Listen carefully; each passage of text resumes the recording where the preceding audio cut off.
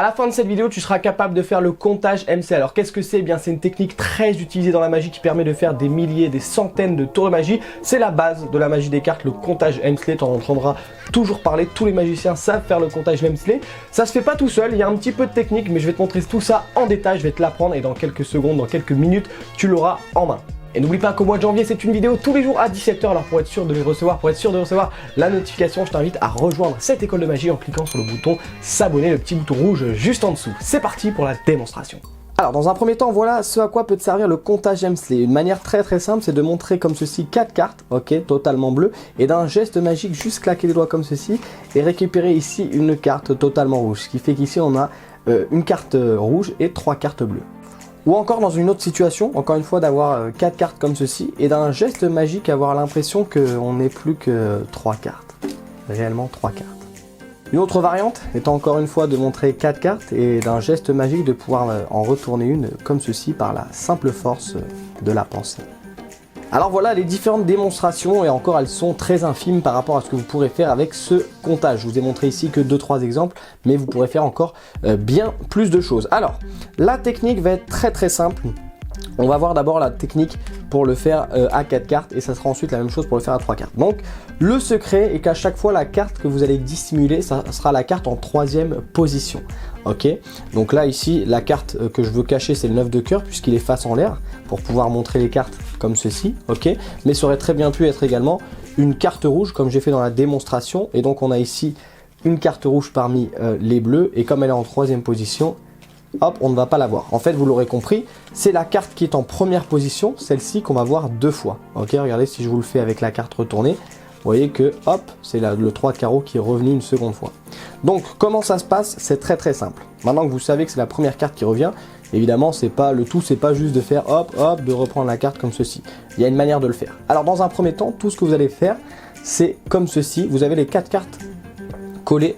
Et ce que vous allez faire dans un premier temps, c'est que déjà, vous allez décaler hop, une carte. Vous voyez, donc c'est très simple, je décale la carte. Donc pour ceci, je suis en position de la donne, comme on a déjà vu dans les précédentes vidéos. Si tu l'as pas vu, je te la mets juste en haut. La position de la donne, donc prêt à donner les cartes comme ceci.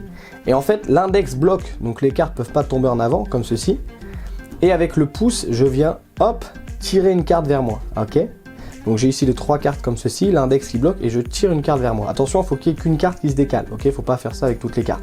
Donc déjà, entraînez-vous dans un premier temps à faire comme ceci, à décaler une carte. Et donc une fois que tu as fait ce petit mouvement, très simple comme ceci, hop, avec l'autre main, tu vas venir prendre les cartes. Et tu vas venir compter 1, comme ceci. Donc attention, si tu es droitier comme moi, la main droite ne devra jamais bouger. C'est-à-dire qu'il y a des magiciens qui ont tendance à faire le comptage comme ceci. Hop, et il bouge les 2 mains. Or là, c'est très superflu pour le spectateur parce qu'il voit 2 mains bouger comme ça, il ne sait pas regarder et c'est pas naturel du tout. En fait, c'est comme si tu le faisais naturellement sans triche, ça fait 1, 2, 3, 4.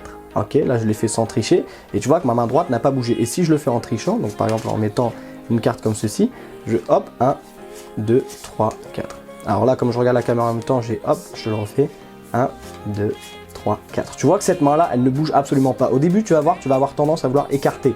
Et c'est quelque chose de très important, il ne faut surtout pas que cette main bouge. Donc quand tu es droitier, c'est la main droite qui ne bouge pas. Si tu es gaucher, c'est la même chose, mais ça sera avec la main gauche. Donc je reprends les explications. Ta carte est ici en 3e position. Premier mouvement, décaler la carte. Ici, la main droite vient récupérer et elle va compter 1. Et là, tout ce que tu vas avoir à faire avec la main droite, c'est pousser 2 cartes. Donc hop, tu pousses 2 cartes. Tu vois là, j'ai bien 2 cartes, ok. Et ce qui fait que ça dissimule la carte cachée. Puisque j'ai fait le petit mouvement, 1. Là, je pousse 2. Et donc, je viens déposer les 2 cartes et je compte 1. Et c'est là le plus, entre guillemets, le plus difficile, mais tu vas voir que c'est relativement simple.